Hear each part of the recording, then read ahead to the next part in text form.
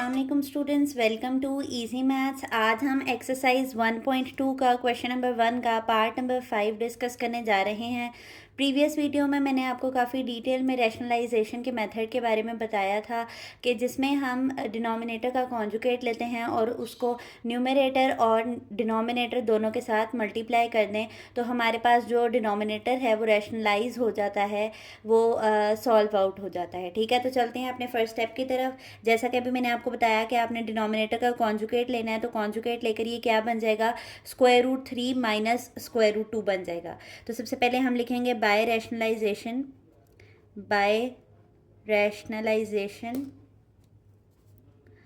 Bye rationalisation हमारे पास हमने लिख लिया है, हमने बता दिया है कि हमारे पास डिनोमिनेटर को कॉन्जुगेट लेकर उसी से मल्टीप्लाई डिवाइड कराते हैं न्यूमरेटर और डिनोमिनेटर को।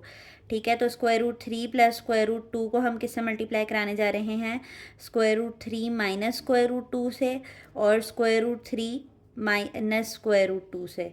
ठीक है, अब आपके पास ऊपर वाली बिल्कुल सेम वैल्यूज़ हैं दोनों की दोनों, तो हम इसके ऊपर, क्योंकि ये 2 दफ़ा मल्टीप्लाई हो रही हैं, तो हम इसके ऊपर क्या डाल देते हैं, स्क्वायर डाल देते हैं। ठीक है, ये दो सेम ब्रैकेट्स हैं, ये दोनों सेम जब आपस में मल्टीप्लाई होंगी तो इनकी पावर प्लस होकर क्या बन जाएगी, 1 + 1 2 हो जाएगी, तो हम इसके ऊपर होल स्क्वायर लिख सकते हैं। और क्योंकि ये सेपरेट सेपरेट साइंस वाली ब्रैकेट हैं तो हम इनको प्रोडक्ट फॉर्म में लिख लेंगे कि √3 प्लस √2 मल्टीप्लाई हो रहा है √3 माइनस √2 से। ठीक है, अब मैंने आपको ये प्रीवियस वीडियो के अंदर यहाँ पर होल स्क्वायर का फार्मूला बताया था कि आपके पास whole square a minus B, whole square का आपके पास जो कंप्लीटिंग स्क्वायर का फार्मूला होता है वो आपके पास होता है a² plus b² minus 2ab। मैंने आपसे कहा था कि जब आप रेफरेंस देते हैं तो ये एग्जामिनर के ऊपर या चेकर के ऊपर बहुत अच्छा इम्पैक्ट छोड़ती है ये चीज़ कि आपने अपने फार्मूलाज जो मेमोराइज़ किए हैं, जो अपने यहाँ पे अप्लाई कर रहे हैं, वो आप लिख भी रहे हैं साथ साथ सोल्यूशन के अंदर।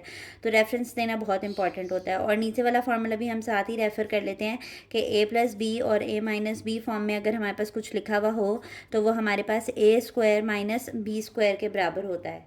ठीक है, तो अब हमने रेफरेंस दे लिया यहाँ पर। अब हम इसको इसके अकॉर्डिंगली ओपन कर लेते हैं। ऊपर हमने होल स्क्वायर का फार्मूला खोलना है, तो सबसे पहले हम क्या करेंगे, पहली रकम का स्क्वायर, तो पहली रकम में हमारे पास क्या है, √3 का स्क्वायर प्लस फार्मूला के मुताबिक √2 का स्क्वायर, बी में हमारे पास क्या है, √2 है, और फिर माइनस फार्मूले का 2b फार्मूले का, ए में हमारे पास क्या है, √3 और बी में हमारे पास क्या है, √2। ठीक है, ये ऊपर हमने कौन सा फार्मूला खोल लिया है, हमने a minus B whole square का फार्मूला खोल लिया। नीचे हमने खोलना है a² माइनस b², तो a में हमारे पास है वैल्यू √3 का स्क्वायर माइनस फार्मूला का, और आपके पास √2 का स्क्वायर आ जाएगा। ठीक है, तो हम यहाँ पर क्या करेंगे कि इसको इससे कैंसिल कर सकते हैं, हम इसको भी इससे कैंसिल कर सकते हैं, ये भी कैंसिल आउट हो रहा है हमारे पास, ये भी कैंसिल आउट हो रहा है। ठीक है, तो यहाँ पर हम क्या लिख लेंगे, 3 बचा है यहाँ पर, और आगे 2 माइनस, ये मैंने आपको प्रीवियस वीडियो में बताया था कि जब दो रेडिकल्स आपस में मल्टीप्लाई हो रहे होते हैं तो हम यहाँ पर क्या कह सकते हैं कि व्हेन 2 रेडिकल्स जो है वो आपस में मल्टीप्लाई हो रहे हों तो हम उन्हें, और उनके ऊपर nth रेडिकल हो तो हम उनका प्रोडक्ट अंदर एक तरफ करके लिख लेते हैं और इनका जो रेडिकल है उसको होल में कर लेते हैं।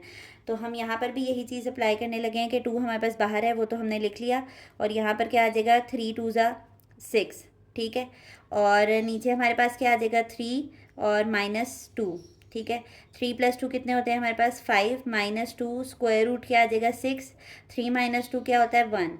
आपके पास ना किसी भी वैल्यू के नीचे अगर आपने नेचुरल नंबर लिखा हुआ है, कुछ भी लिखा हुआ है जो फ्रैक्शन फॉर्म में नहीं है, तो उसके नीचे बाय डिफ़ॉल्ट 1 होता है, यानी कि वो हमें दिख नहीं रहा होता। जिस तरह कि अगर मैं सिंपल 2 लिख रही हूँ तो उसके साथ बाय डिफ़ॉल्ट प्लस है, हमें पता है कि ये पॉजिटिव वैल्यू है। जब नेगेटिव साइन नहीं लगा हुआ तो ऑब्वियसली फिर वो पॉजिटिव ही हुई ना। इसी तरह किसी नंबर के नीचे अगर कुछ नहीं लिखा तो उसमें बाय डिफ़ॉल्ट हमारे पास उसके नीचे क्या होता है, 1 मौजूद होता है। ठीक है, तो ये 1 आ गया हमारे पास, तो हम इसको रिमूव भी कर सकते हैं और सिंपल अपना आंसर भी लिख सकते हैं, 5 - 2 √6।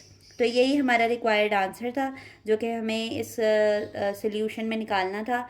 आज हमने क्वेश्चन नंबर 1 का पार्ट नंबर 5 कंप्लीट सॉल्व कर लिया है।